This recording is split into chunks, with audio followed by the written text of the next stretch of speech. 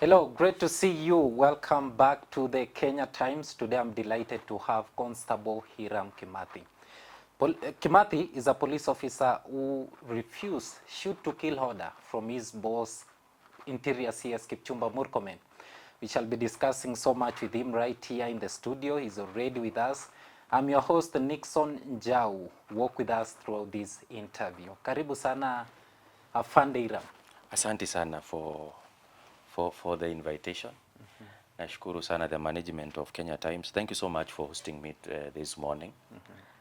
My name is Hiram Kimathi. I am a police constable who was stationed in Kyumbi police station, and he was later transferred to Todonyang police station in Turkana County. And I've served in the service for the last 14 years, and I'm grateful to God that today I'm here to have a discussion with Nixon Jau and the whole fraternity of Kenya Times. I'm much grateful. Before we continue, we have known you, and many people have known you for the past 3 weeks. But they have known you according to how you have come out to refuse shoot to kill order from your boss, the Interior CS. But who is Kimathi? Where was this guy born and raised? And how even he found himself into the National Police Service? This guy was born, this young man was born in Meru. I was born in Meru, Ment North. And I was born in Ment North, that is where my mother comes from. And I was brought up in Imenti Central. And I grew up, I went to Pori Primary School, that is my local school, then went to Nkwena Boys High School. That is where I finished my high school education. Then later on, I did a lot of courses in between before I joined the National Police Service. I joined the National Police back in 2013, and I joined the service in a very miraculous way. I was just like this kind of a guy who loves so much about keyboard, going to crusades and stuff. A church boy. I was a church boy. Not this church boy, but I was closer to God in terms of going to church. But I was I was a born again Christian, because back in high school I was the CU prayer coordinator. That means still I was very close to God. But a man with very many weaknesses. So I remember after 2012 December, there was something called the Methodist Church Synod. So we attended the church there, the synod, the crusades, na tukamaliza, and we came out with so much spiritual energy and spiritual vigor. And after that, a person that today I've never even met, I think he is right, employed me in the National Police Service. That's how I found. Even my mother, my dad, hawakujua nilipata kazi aje. I came to tell them that there was someone, there is someone who came through for me and gave me a job in the National Police Service. So it's like God connected you God somehow. connected me somehow in the National Police Service. And I want to be very clear, because National Police Service is known in the times of recruitment with a lot of malpractice and a lot of bribing and stuff. I came in the National Police Service without bribing anybody. That is how I found myself in the National Police Service. And was it something that was in your mind, or you just found I yourself have never, like back home we have people who have been in the service for so long. I have an uncle of mine, I have my dad, I have a lot of people who are in the service for so long. My brother is in the service too. It's not something that I've ever thought back in high school or back in any place I attended, any tertiary institution. I have never thought of being a police officer. That is something that has never crossed my mind. Yeah, and recently we have seen you speaking out, you know, and many people are asking, what motivated you to just come out as a police officer and resist the order from your boss, the Interior CS Kipchumba Murkomen, shoot to kill? Let me tell you this, Nixon. People are asking a lot of questions. How did I manage to come out of the service and speak about this? It is humanity. Love for humanity. Love for service. You know, professionally, I'm a police officer. That is the work I'm doing currently. But before I became a police officer, I was a human being. A human being who was nurtured in a Christian background that reflects so much about taking care of human life and nurturing human life. So this time I'm sitting down, I am on my duty. I was in Mombasa Road, a certain company that most of the time we go for deployment. And when I saw what happened to Albert Ojwang in Central Police Station, this really touched my heart. Because the question I asked myself, what if this incident has happened to my brother? That the time I was triggered to talk. And I did my first, I'm telling you, Nixon, that I've never been so active on social media. But this incident of Ojwang touched my heart so much. And I had to respond. How was I supposed to respond at that time? To console with the family, that is one. Two, at least to talk to the members of the public so that the tension and the anger can be minimized at that time. And when I came out, I was so much received on the things I said. And talking about the shoot to kill order coming from a CS, that was very unfortunate. It was very, very, very unfortunate, I'm telling you, Nixon. Reason being, nobody deserves to die through a bullet. Nobody, I'm telling you, nobody. The only person that we say they deserve to die through a bullet is people who have caused us pain. Who are these people? That they are Al-Shabaab and bandits. And the the enemies. And the very true. Who have killed our father, Father Alois the other day. The people who killed our children, our sisters and our brothers in Garissa and Westgate attack, those people deserve no mercy. They deserve all form of artillery fire projected on their end. But a Kenyan citizen who is not a criminal, who no matter the level of offense this person may have committed, they deserve to be prosecuted. That is the law, and that is the constitution we have. And taken to court. And taken to court. Be booked in the police station, be taken care of, because there is a light of arrest and persons in the cells. Then after being taken care of, a file is open. It is taken to the ODPP for perusal. The ODPP approves the charges. Then the guy faces the magistrate. That is the simple channel. And And the law follows it. And the law follows suit. Yeah. And when you began talking now, you said you came out because of the case of the late Albert Ojwang. Yeah, that is what really motivated you to come out as a police officer. When you began talking, how did your colleagues saw you? I'm telling you, there's we really say, I've heard a lot of people say these words, that when a child is about to be born, there is a lot of labor pains that comes in. And our moms back at home, our wives can attest about that. But when that child is born, there is a lot of jubilation.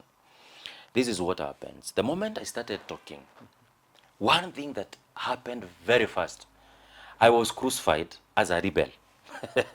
In the police service. In the police service. Why as this service crucified me as a rebel? Because the service standing orders prohibits us from speaking to the media or making any judgment concerning a certain situation. You understand that? So when I spoke out, a lot of officers came to support me, but majority of them could not support me of what I said. I saw even another guy called Odimo Gare. You meant an officer who is attached somewhere. I saw his post and I was so much like, Jesus, you can't cascade me on that level. At least allow me, hear me out, see where I'm going, see what I'm advocating. So when I spoke this thing out, Nixon, I became a rebel.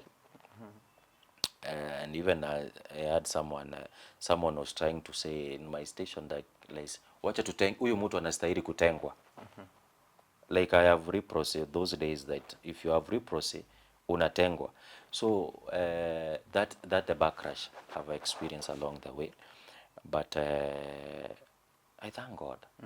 Every journey is worth the sacrifice. I'm here today. And what? How did the public responded? Nixon, members of the public. Nixon, one thing that I can really say about my Kenyan people, they are the most lovable people. You can fall in love with them anytime. And I've said this statement several times. They are the most unique people you'll ever see in this world. Why? They know how to appreciate when something good is done to them. they are the most gentle being you'll ever come across, because when I started talking, I am telling you, Korea, I've received immense support from the public, immense, until they say, now you get out. What are you doing? Come and side with us in everything we are doing. And I have felt home. This, for the last 3 weeks, I have felt very patriotic, and I felt home. I have felt home because of the love. And in the last 48 hours, in one of the media stations, you claimed that your life was in danger. Is it still in danger? You know, most of the time, you see, you saw the response of Kipchumba, and he said, "Hey, this guy is trying to get an attention," and I responded, I said, "Don't get attention to men. Don't seek attention to men. Born and raised in the light way." And I don't have any personal thing with him. We have never crossed lots. He's just a guy who does not understand his job. That is as simple as that. And yes, there are people who are hunting me up to date. But I thank God I've been able to live per these principles I believe in. My life is in danger yet, because I don't know what they are planning, but I have a lot of info coming through. There is a directive that has come in. This guy is supposed to be arrested. This guy has become too much. This guy is talking much. Still, my life is in danger, Nixon. But this is what I really say. Don't you live a purpose that you're not ready to die for that purpose. If today you are a journalist, and you feel that is your calling, and you are not ready to die for that purpose, then you are in the wrong profession. And when speaking now, during now the moment you came out, did you expect it to be suspended from work, or even being taken out of I expected that, Nixon. That is obvious. When you go outside the principles and the ethics of work, what happens? You expect at the end of the day you'll be dismissed in the service, because your bosses may not concur well with what you are saying, because some of the statement I've made maybe exposes the National Police Service and its weakness, and our bosses can't allow that to happen. So I expected dismissal. And this is what I'm expecting right now, dismissal from the service. I expect anytime from now, maybe I'll be taken to court and be charged with desertion. I expected nothing good from the National Police Service. What I'm expecting right now is the worst. There is nothing good I expect to. I don't even expect the IG to wake up in the morning and say, "Oh, this guy is talking, and maybe he's doing 1, 2, 3, 4, 5. We can nurture him, bring him in the service, and at least open a National Police Service media platform that can help the National Police Service to join in with the members of the public." I can't expect that from them. So whatever I'm expecting from the National Police Service right now is the worst. And you were transferred to Todonyang? Yes, my friend, I was transferred. Is it the same thing you expected in mind? Let me tell you this. The National Police Service for so long has used hardship areas as an area of punishment. And the National Police Service Act is against using any transfer as a means of punishment. So already they have broken the law. And I'll be charging them in court anytime from this afternoon. Why? Because you can't use a hostile environment as a means of punishment. That is totally wrong. So I expect, because this has been the norm in the service. Wale ukiangalia kwa nini utapata mahali wanaitwa VRL. Yani people who are on the forefront. On the forefront. Ndio wanaitwa VRL. So when you crop up, the next thing you will experience punishment in the most hostile environment. So I expected that. It's not something new to me. And what is your response to that transfer? Will you go to Todonyang? My response to that transfer is that the place I was born in Meru, and I've been raised throughout in Meru. It has a lot of agricultural activities for me to do. I don't have any. I finished my work in Todonyang in Rodwa. I finished that work. The Turkana people in Rodwa are the most beautiful people you'll see in this planet. They are the most people with golden hearts. And why don't you want to go there? I don't want to go there for now because I have a lot of assignment. How will I attend? I could have attended this meeting if I was in Todonyang. So being closer to the people now because of the things I'm doing, I deserve some time to be within Nairobi area or even in Meru County, within Nairobi area. So I don't think that at the same time, Nixon, nilimaliza kazi yangu Turkana County. I did my operations there, did a lot of work there. I finished. So if they want to transfer me, they can give me a transfer to any place that I've never served. When was the transfer summon came to you? The transfer summon came on 22nd July. That is when the transfer. Unfortunately, this transfer came when I was off duty. I was back at home. That is when they produced the transfer.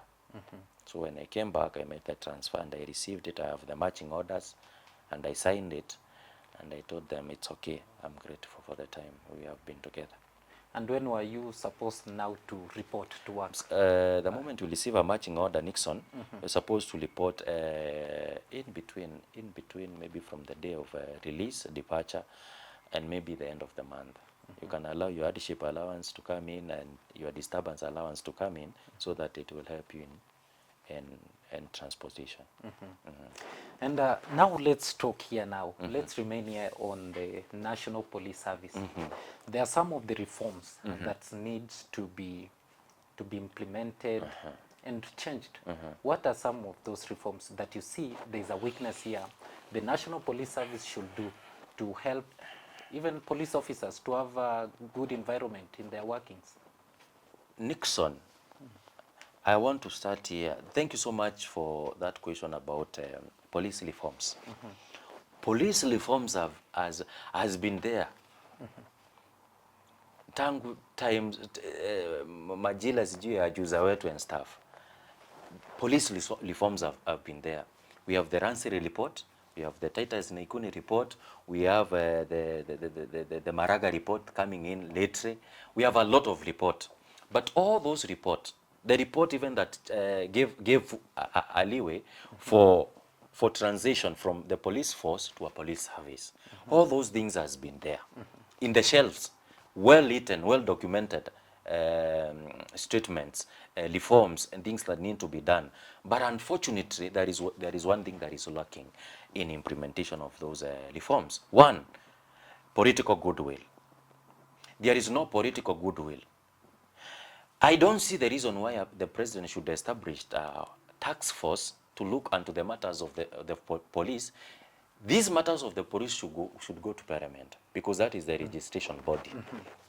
Parliament to make laws on the reforms structure that is supposed to happen within the police service.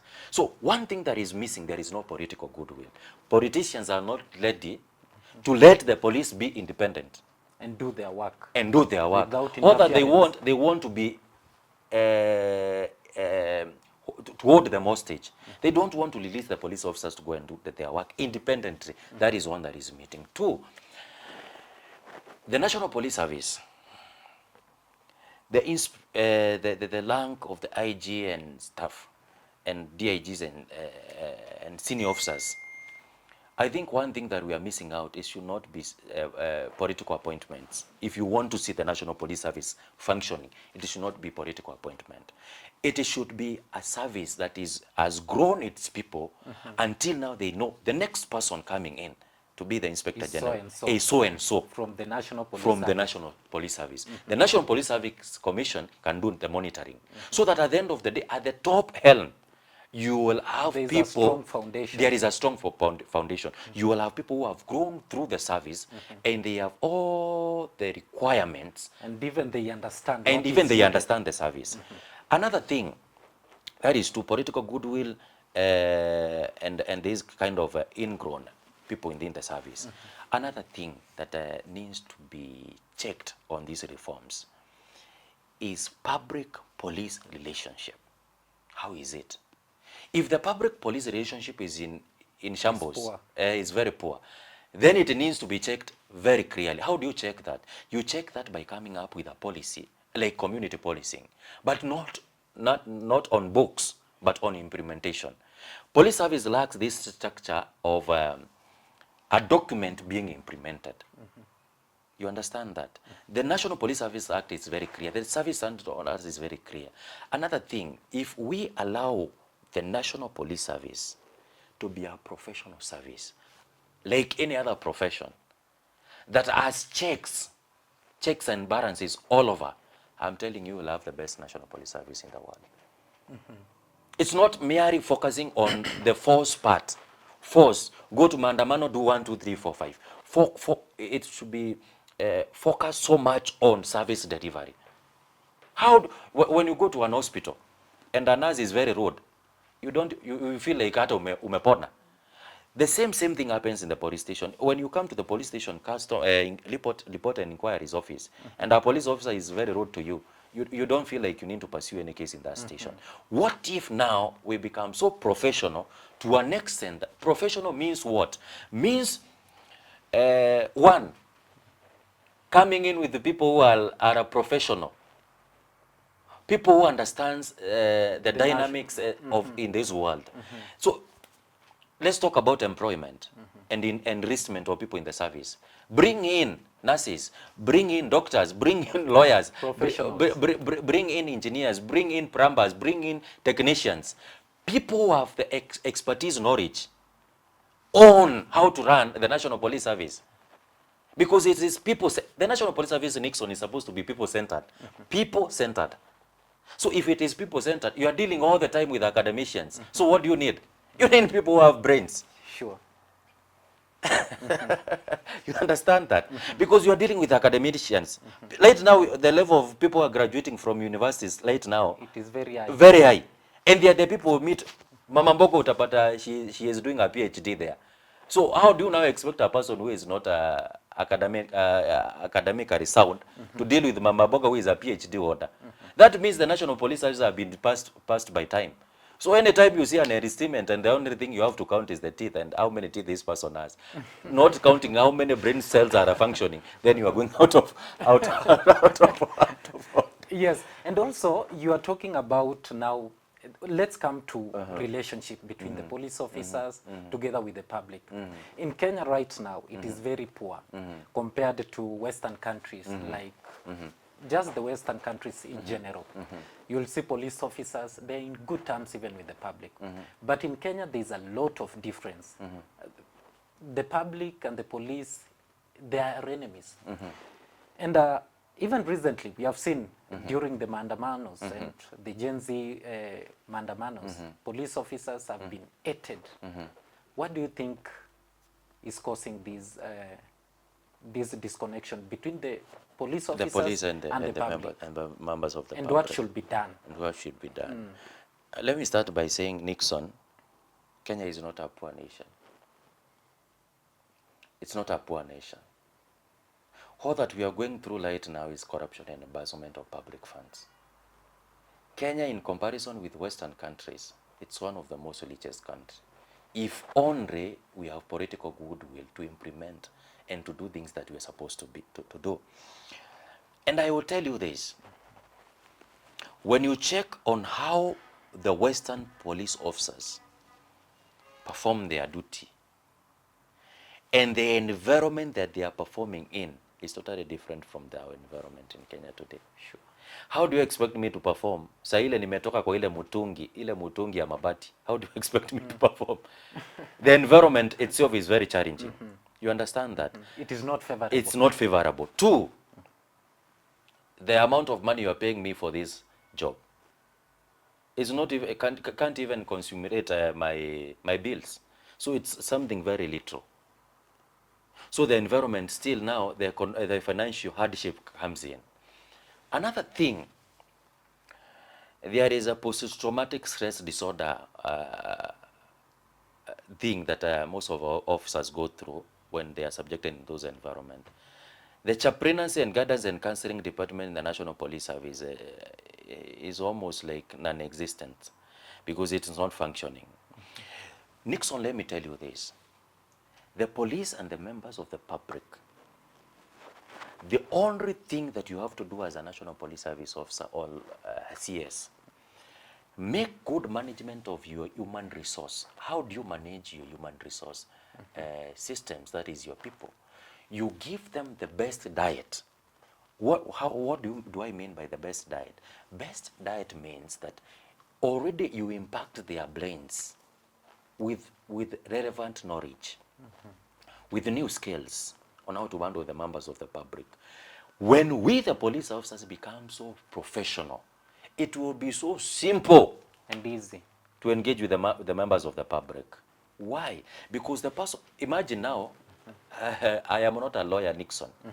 Imagine me, a police officer, na ile Kiswahili yetu, trying to negotiate an offense with a lawyer on the street. I want to show you the members of the public has no problem, apart from the criminal elements that are there, kusumbua.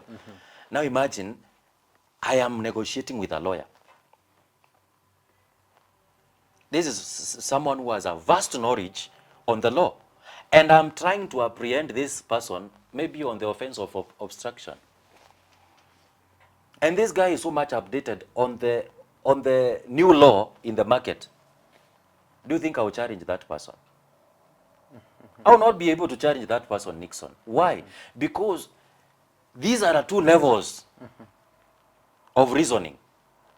I am reasoning on the ground whereby you need a cash bill. The lawyer is reasoning on the ground whereby, let's do a mediation, I'm ready to work. Kindly can I report and give me a receipt and I will pay in court, maybe tomorrow. You understand that? So if you have to check, to do a lot of check-in and balances, between the members of the public and the police needs a lot of work, more than the members of the public. That's what I can say. And do you support police killing the people? Nixon, it's only a madman, who sees there is a funeral in your neighbor's compound and you are celebrating. I will never support any killing of any person. The only killing I will even participate in is when Al-Shabaab attack my nation or any other insurgent. Any enemy. I will be in the forefront. I'm a good sharpshooter, by the way. I don't miss a bullet. And have you ever killed someone in the line of duty? In my line of duty, no. An enemy? An enemy, nope. But in the line of duty, I've never killed anybody. I've never killed anybody. I don't have any person today who is in prison because of I've charged them with a long offense.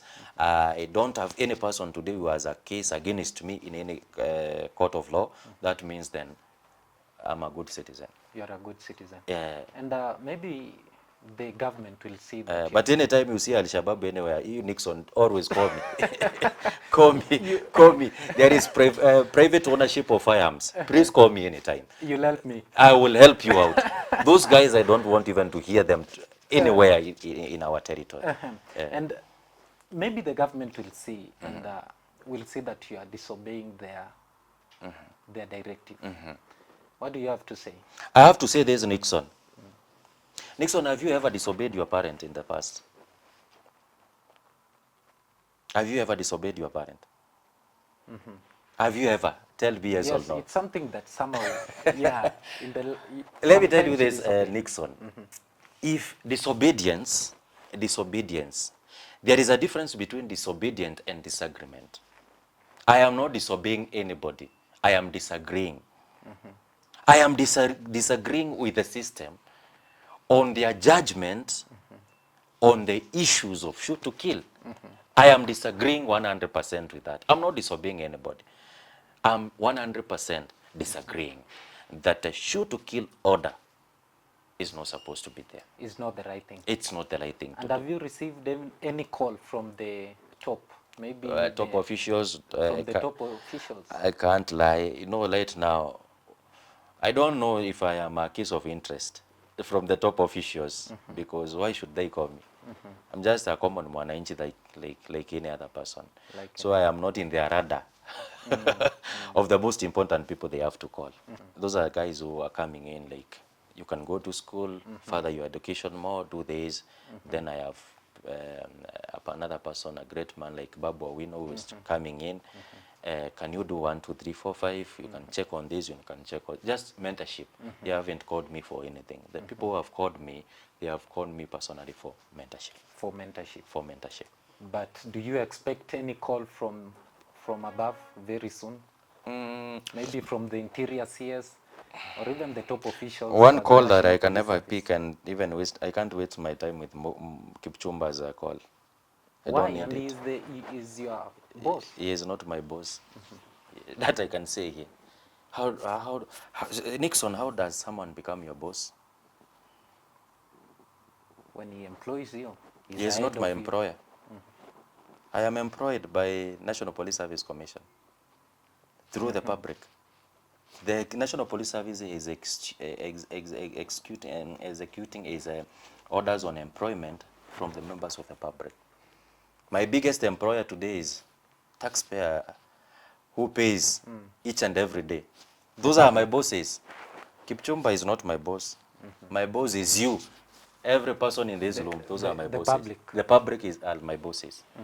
So if as long as the public are calling me all the time, I am ready to respond to their calls. Those are my bosses. And earlier on you say you are expecting maybe very soon to be arraigned in court. Are you ready? Are you prepared?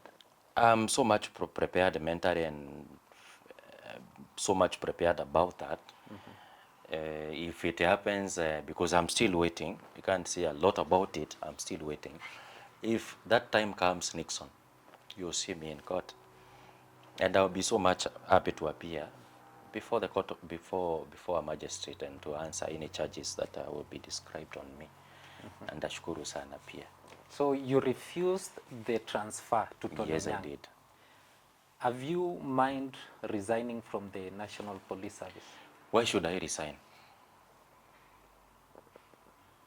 Why should I resign? You may be saying you are disagreeing with the Then because they are the one who have been pinched on the long end, they have all the powers to dismiss me.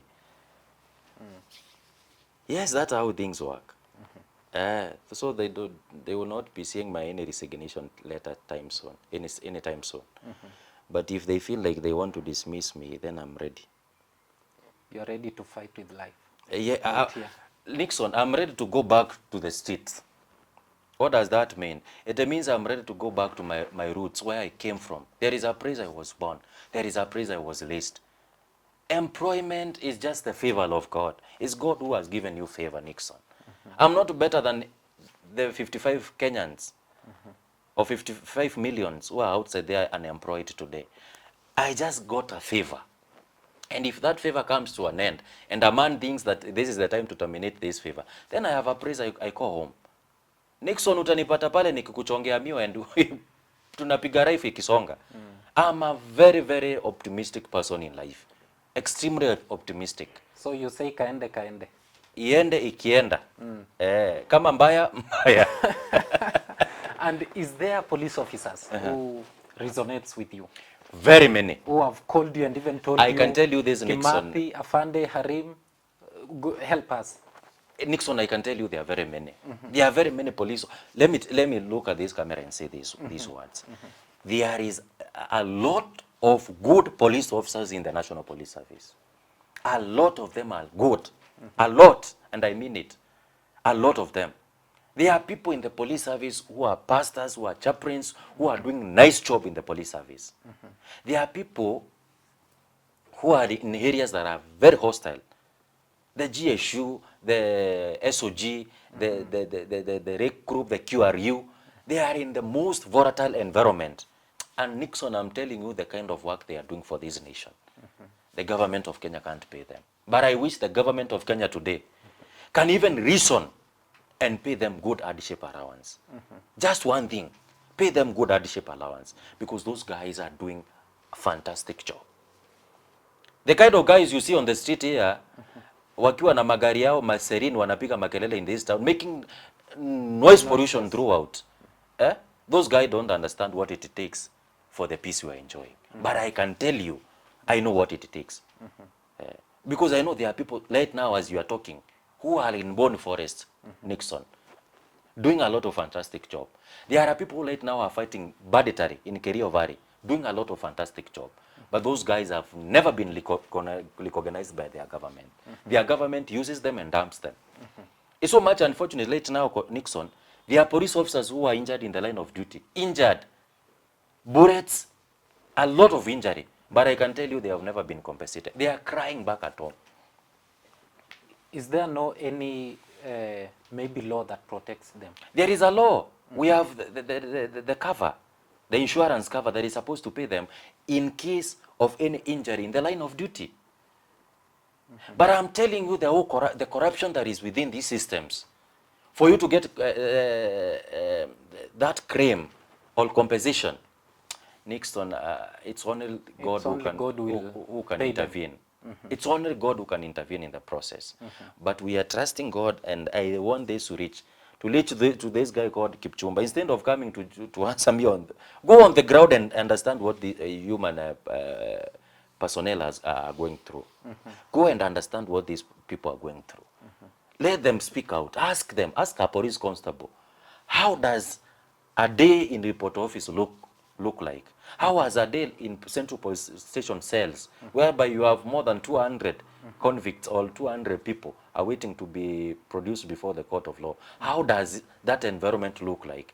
Go to a police constable in Kapendo. Ask that police constable, what can I do that can make your work so easy and simple that you can serve the members of the public? That will be, you'll do a lot of groundwork. And at the end of the day, you come and realize, I have a lot to do as a CS. Not these PR stunts you're doing all over. And as we conclude now, how has your family supported you in My all family, this? Are they worried? My family, they are in panic mode. What is not happening? I have never been this kind of a guy. I've been a reserved person. I think reserved, not this extrovert kind of a person I'm seeing lately. Is this guy who keeps quiet and observes things. So my brother calls me and he is like, I've never felt you talk about these things. What has happened? What has happened?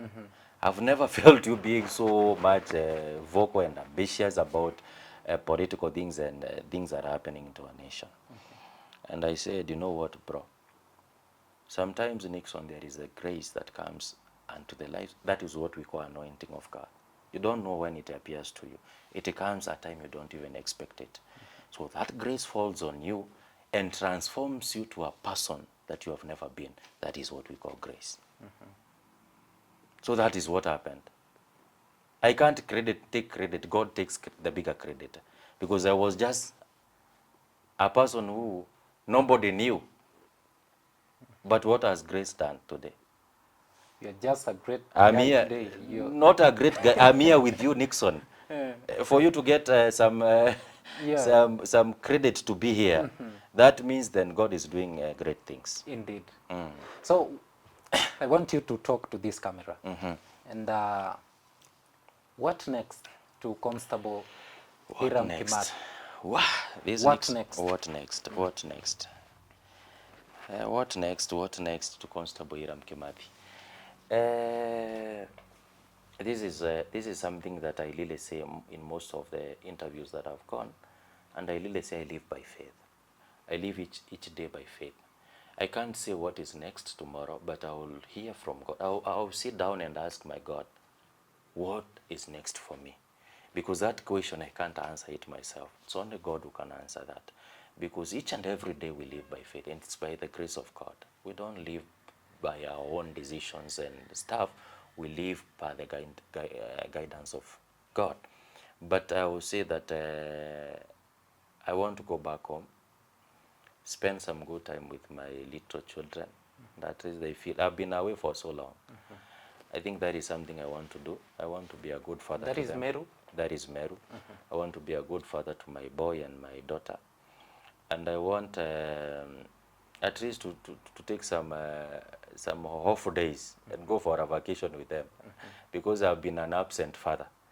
Almost even their mother complains a lot that you don't even think about us. But I think that is something I want to do for my family. Another thing I want to do, I want to go back home, start talking with the elders, because I respect them so much, start talking with my community, and they will tell me what next. So all these questions of what next, I'm telling you the whole truth, Nixon, because we are in social media. You will hear it from the members of the public. They will tell me, those are my employers. They will tell me what next. And the place that, that they will say to, we need to step in, that is the ground we are going to explore. Yeah. So thank you very much for coming. Asante sana. And for coming for this interview. Thank you so much. I'm grateful. Thank you for the Kenya Times fraternity for hosting me. May the Lord give you grace all the time. You find favor with your viewers and reach out to very many people. So may the blessings of God be with you. And that is why we call ourselves by the people for the people. By the people for the people. Yes, we need people like you. I think I will do that line today. By the people, for the people. For the people. Working for the people. Yes, working for the people. Asante sana. So thank you. We wish you all the best. Thank you so in your much. endeavors. Asante sana. So that is where we conclude our interview together with Constable Hiram Kimathi. He says, what next for him? It is only God who knows. See you next time. I've been your host, Nixon Jau.